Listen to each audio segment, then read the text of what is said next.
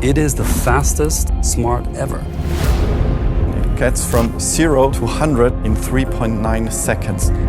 It has the Brabus 1 second wow factor. You can feel that when you're sitting inside and you're kicking off in Brabus mode. This is insane. Hi Björn. Konstantin. What's up? Finally. After seeing the #1 launch edition, we now have here the sport version. The #1 Brabus. Are you ready for a small challenge? Born ready. I will ask you some questions. You have exactly 3.9 seconds to answer. Okay. What was your first impression seeing that car? It immediately tells you it's a Smart, and it's progressive, it's sporty, it's luxurious, and it's urban. How can I answer questions in 3.9 seconds? Can you give us some details how we get to that crazy numbers? It's a B-segment SUV with over 400 horsepower, or speaking in electric car terms, 315 kilowatts. We do that with a 66 kilowatt NCM battery that can be fast charged from 10 to 80% in 30 minutes. We're putting out a car that is going to benchmark in the segment. What is the most intelligent tech innovation of the Smart? I think the overall package, the way the drivetrain's integrated, and of course Brabus mode. Wow, good.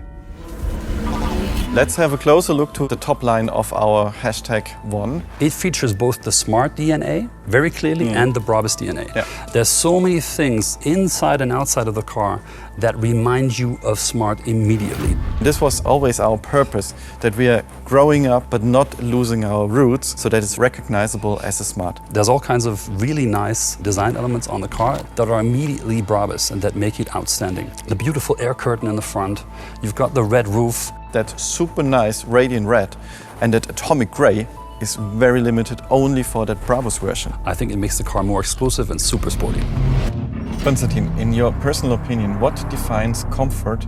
It is something I call confident performance. So the car needs to perform, it needs to give me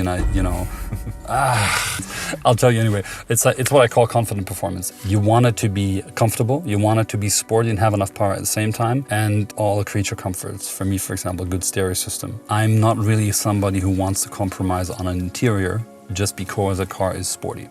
Therefore, the typical Brabus car isn't a race car, but it's a premium, a luxury car that still has a lot of power, just like this one. We've got a sports steering wheel, black and gray tones in the leather interior. We have the Brabus typical red stitching. You know what I like most? The red seat belts. That is such signature. I love it. This car is a result of a 20-year-old partnership. Absolutely. Can you tell me a little bit about the history from your perspective and also maybe an outlook towards the future? Brabus and Smart have a long history together. And the question has been, how can we infuse exclusivity, progressiveness, individuality into the product? And this is a continuation of that history, and it's a very, very cool new starting point for a new electric mobility-based journey that we're embarking on. What fascinates you the most with that Smart #1 Brabus?